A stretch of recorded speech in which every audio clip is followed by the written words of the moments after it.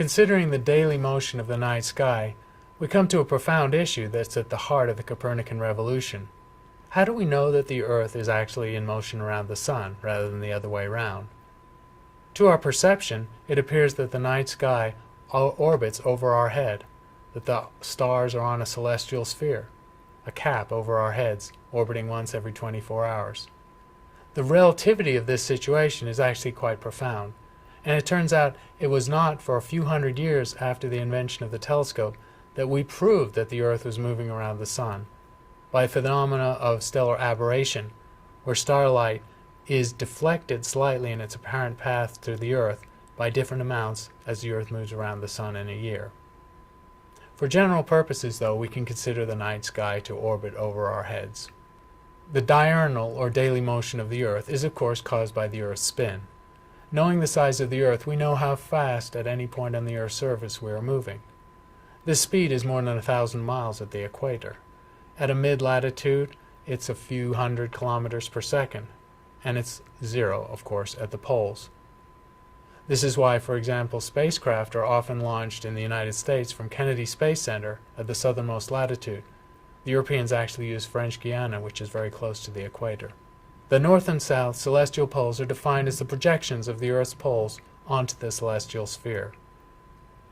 There is a relatively bright star, Polaris, near the north celestial pole, but no analogously bright star in the southern hemisphere, which is why southern hemisphere navigators use the Southern Cross and project the Southern Cross several times its length towards the south celestial pole. Navigation just a little trickier in the southern hemisphere than the north. The celestial equator is the projection, in an imaginary sense, of the Earth's equator onto the celestial sphere. It's also significant that we can define two different days. We can keep time by the sun or by the stars. A sidereal day, or a day kept time by the stars, is 4 minutes shorter than a solar day.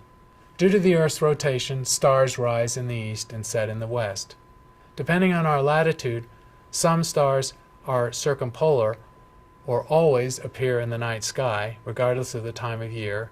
Some stars are invisible in some parts of the Earth's orbit, and some stars are invisible because they're in the other hemisphere of the Earth.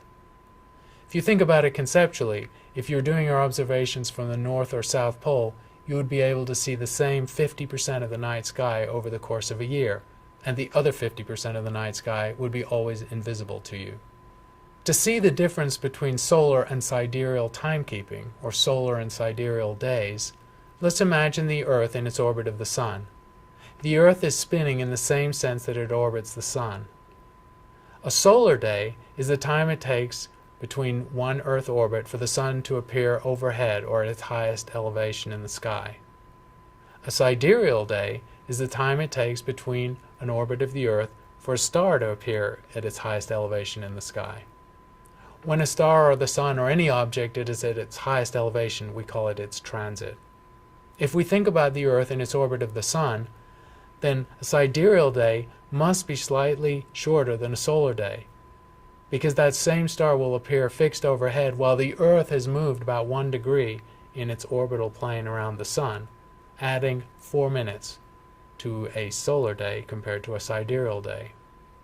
The consequence of this is that any star rises or sets 4 minutes earlier every day.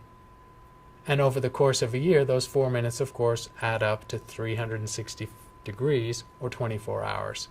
And so the whole cycle of the stars of the night sky cycles every 365 days. If you want to look for a particular star rising or setting in the night sky, relative to the last time you saw it, you just have to calculate how many days ago it was, and add that number of minutes times 4 to the time you go out and look for that star. This is the kind of celestial timekeeping that navigators do all the time. The final frame of reference for locations in the sky is not as important for navigation because it's a reference to the Milky Way, the very large system of stars that includes the Sun.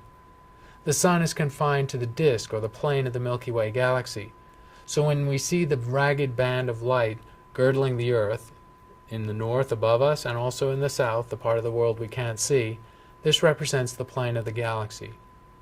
It turns out that the view towards the galactic center, the bulge of stars and the largest density of stars, is in the southern hemisphere, so people living south of the equator get a richer view of the center of our galaxy. The Milky Way is truly spectacular in the southern hemisphere, especially in a dark place like Chile, where the sky is truly dark. The daily motion of the Earth spinning on its axis every 24 hours, gives the appearance of the stars rotating overhead, rising in the east and setting in the west. Timekeeping is different based on the stars and the sun. Most astronomers keep time by the stars, and the sidereal day is 4 minutes shorter than the solar day, or the time it takes for the sun to go to its highest elevation on consecutive days. That means that any given star rises or sets 4 minutes earlier every day, and the entire night sky pivots through our available view every year.